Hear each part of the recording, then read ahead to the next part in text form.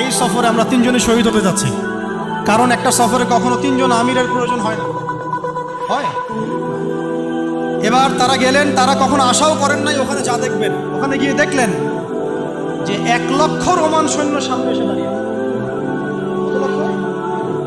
এবং একেবারে ফুল প্রশিক্ষিত, একদম ফুল আর্ম ফোর্স। আর এর সাথে তাদের সাহায্যকারী দলেও আছে আরো 1 লক্ষ সৈন্য। এদিকে কতজন? যুদ্ধ হওয়া সম্ভব? আসলে কি সম্ভব? সম্ভব না। যুদ্ধ কিন্তু সম্ভব না। আমরা তো আগে সংখ্যা গরিষ্ঠ হওয়ার কথা চিন্তা করি। কোন যুদ্ধে ইসলাম সংখ্যা গরিষ্ঠতা দিয়ে জিতে নাই। ইসলাম জিতেছে ইমানের বদৌলতে, শুধু ইমানের বদৌলতে। আমরা সংখ্যা দিয়ে কখনো বিজয় লাভ করতে পারি না। এখন এবার সাহাবীরা মাশওয়ারা করতেছেন রাত্রেবেলা, আমরা কি করবো? কালকে